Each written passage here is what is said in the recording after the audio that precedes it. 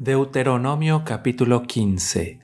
Al final de cada séptimo año, tienes que anular las deudas de todos los que te deben dinero. Lo harás de la siguiente manera: cada uno anulará los préstamos que le haya hecho a otro hermano israelita. Nadie exigirá ningún pago de sus vecinos ni de sus parientes, porque habrá llegado el tiempo del Señor para la liberación de las deudas. Sin embargo, esa liberación solo sirve para tus hermanos israelitas, pero no para los extranjeros que vivan en medio de ti.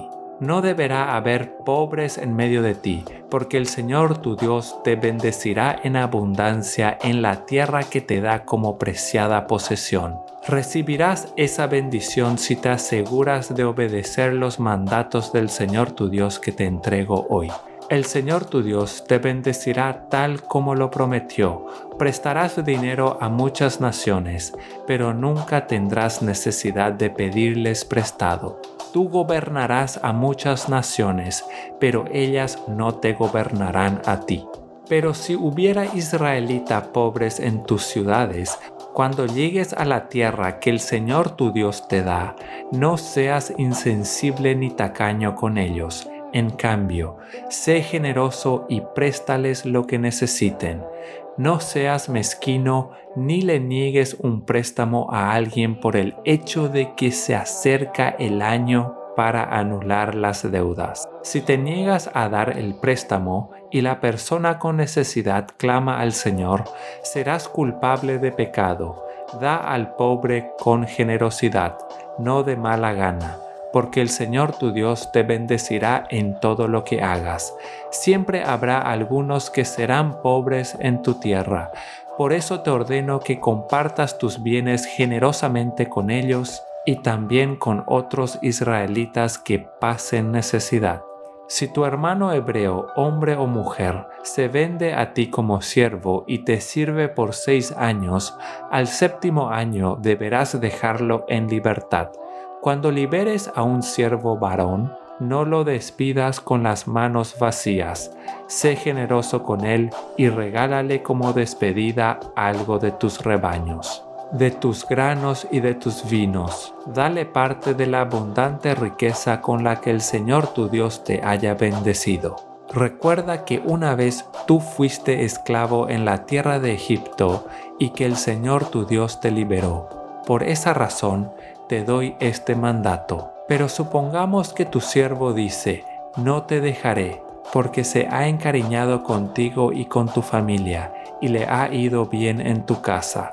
En ese caso, toma un punzón y perfórale el lóbulo de la oreja contra la puerta. Entonces será tu siervo por el resto de su vida. Haz lo mismo con tus siervas. No pienses que liberar a tus siervos es una gran pérdida. Recuerda que durante 6 años te brindaron un servicio que vale el doble del salario de un obrero contratado, y el Señor tu Dios te bendecirá en todo lo que hagas. Tienes que separar para el Señor tu Dios los primeros machos que nazcan de las crías de tus rebaños y manadas. No uses la primera cría de tu manada para trabajar el campo, ni trasquiles la primera cría de tu rebaño. En cambio, te comerás esos animales con tu familia cada año en la presencia del Señor tu Dios, en el lugar que Él elija. Sin embargo, si la primera cría tiene algún defecto, si es ciego, cojo o con otra anormalidad, no deberás ofrecerla en sacrificio al Señor tu Dios. Más bien, úsala como alimento para tu familia en la ciudad donde vives. Cualquier persona, esté o no ceremonialmente pura, puede comer de ese animal, tal como cualquiera puede comer de una gacela o de un ciervo. Pero por ninguna razón consumas la sangre. Deberás derramarla sobre la tierra como si fuera agua.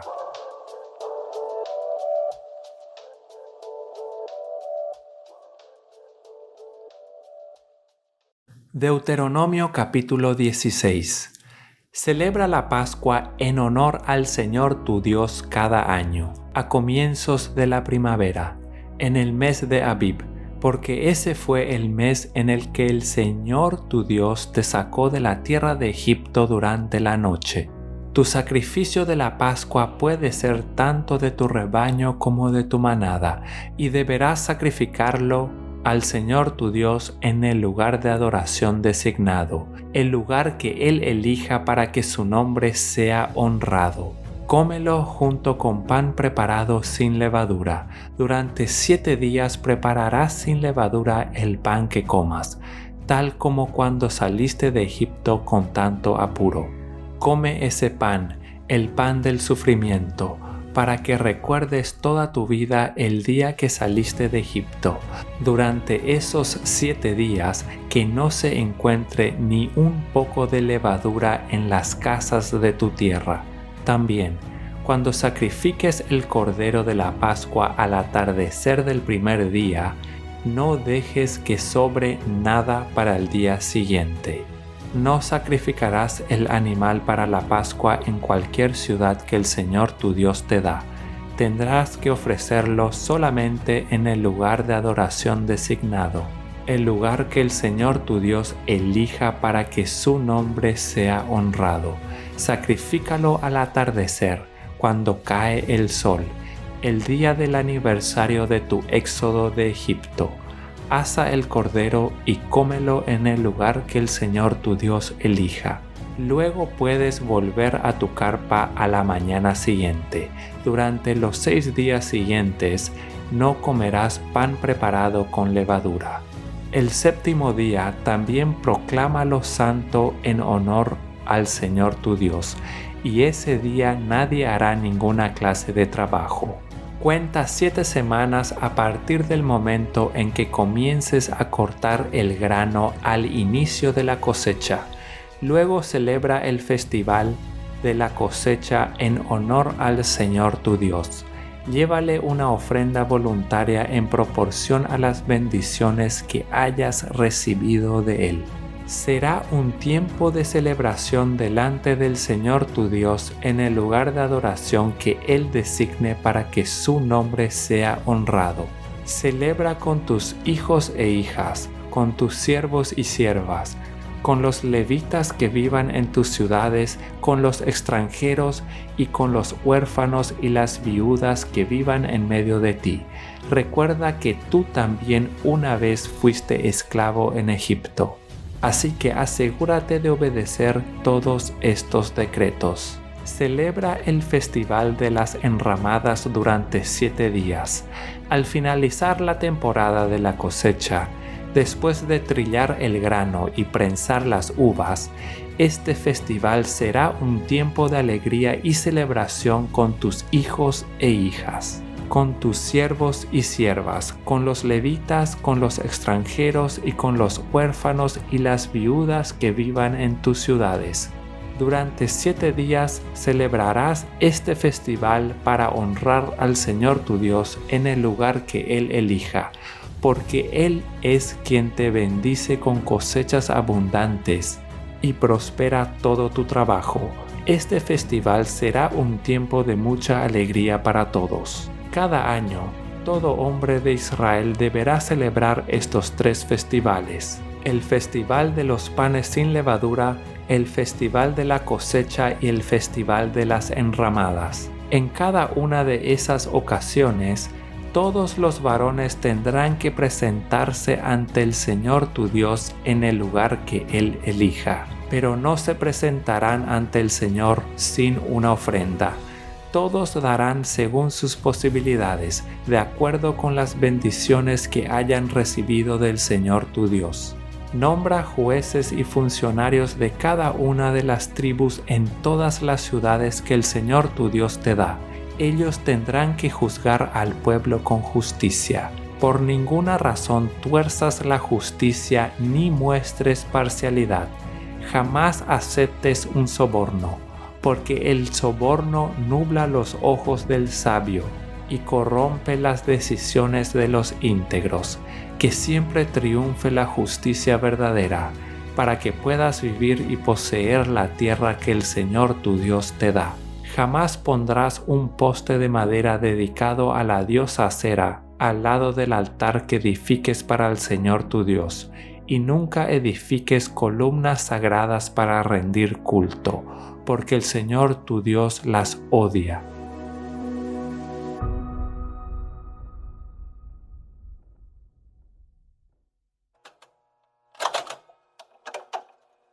Salmos capítulo 87.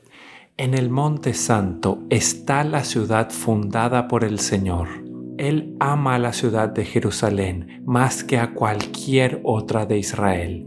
Oh ciudad de Dios, qué cosas gloriosas se dicen de ti. Incluiré a Egipto y a Babilonia entre los que me conocen, también a Filistea y a Tiro, e incluso a la distante Etiopía. Ahora todas son ciudadanas de Jerusalén. Con respecto a Jerusalén se dirá, allí todos disfrutan de los derechos de ciudadanía, y el Altísimo en persona bendecirá a esa ciudad. Cuando el Señor escriba en el registro a las naciones dirá, ahora todas son ciudadanas de Jerusalén. La gente tocará flautas y cantará, la fuente de mi vida brota de Jerusalén.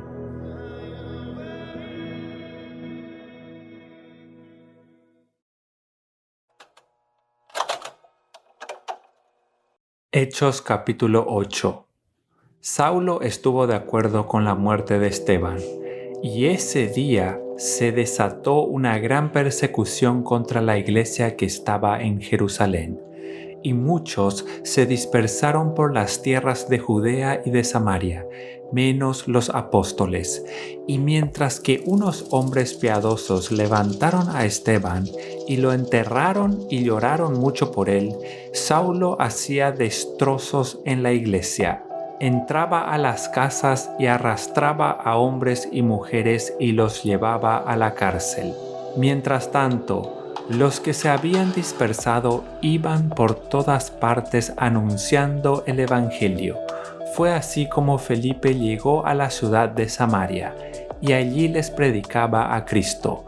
Toda la gente escuchaba con atención lo que les decía Felipe, y oían y veían los milagros que hacía. Muchos de los que tenían espíritus malignos eran sanados, y los espíritus salían de ellos lanzando fuertes gritos. También muchos de los cojos y paralíticos quedaban sanos, y había una gran alegría en toda la ciudad. Había en Samaria un hombre llamado Simón, que antes había practicado la magia, y con ella engañaba a la gente, pues les hacía creer que era muy poderoso. Todos, desde el más pequeño hasta el más grande, lo escuchaban con mucha atención y decían que era el gran poder de Dios, pues con sus artes mágicas había captado su atención y por mucho tiempo los había engañado. Pero muchos hombres y mujeres se bautizaron cuando creyeron a Felipe y a las buenas noticias que les anunciaba del reino de Dios y del nombre de Jesucristo. Incluso el mismo Simón creyó y se bautizó, y siempre andaba con Felipe, y lleno de asombro veía las señales y los grandes milagros que Felipe hacía.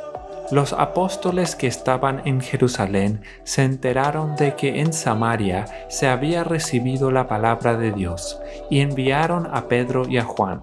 Cuando estos llegaron, oraron por ellos para que recibieran el Espíritu Santo, porque el Espíritu aún no había descendido sobre ninguno de ellos, ya que solo habían sido bautizados en el nombre de Jesús.